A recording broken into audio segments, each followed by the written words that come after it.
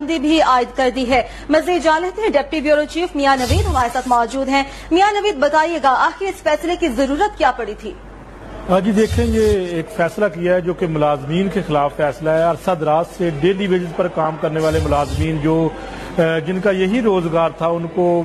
فوری طور پر جو ہے تحریک انصاف کی جو نئی حکومت بنی ہے ان کی جو پالیسی آئی ہے ان کو 31 اگست کے بعد جو ہے وہ نہ تو ان کو تصحیح دی جائے گی بلکہ ان کو ملازمتوں سے فارغ کرنے کے مراسلے جاری کر دیے گئے ہیں۔ خاص طور پر ہیلتھ کے اوپر اگر بات کریں تو شعبہ ہیلتھ میں ہیلتھ کونسل بنائی گئی تھی گزشتہ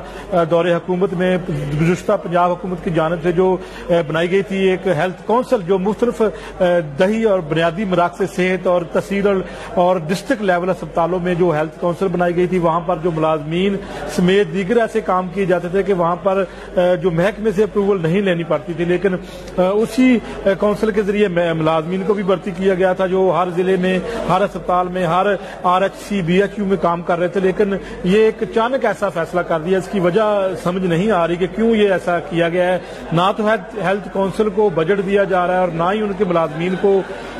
تنخواہیں مل رہی ہیں، جس کی وجہ سے جو متعلقہ MS صاحبان ہے اور دیگر جو ہیڈ آف ڈپارٹمنٹ ہے انہوں نے یہ مراسلہ جاری کیا ہے کہ چونکہ ہیلتھ کونسل کو بجٹ نہیں دیا جا رہا اور اس بجٹ کے نہ ملنے کی وجہ سے جو ہے وہ ہم مزید جو ہے وہ ڈیلی ویجز پر کام کرنے والے ملازمین کو تصحیح نہیں دے سکتے، لہذا ان کو فارغ کر دیا گیا ہے۔ مراسلے میں یہ بھی لکھا ہے کہ اگر وہ اپنی مرضی سے فری کام کرنا چاہتے ہیں، آزادی طور پر کام کرنا چاہتے ہیں تو وہ کر سکتے ہیں، لیکن اس دور میں کون فری کام کرتا ہے؟ کوئی ایسا بندہ نہیں ہوگا، کوئی ایسا ملازم نہیں ہوگا کہ وہ بغیر تنخواہ کے کام کرے۔ اس کے ساتھ ساتھ ایک اور جو ہے وہ ملازمتوں سے فارغ کر دیا، ساتھ ساتھ 70,000 کے قریب ایسے ملازمین جن کو پروموشن دی گئی تھی وہ اسکیل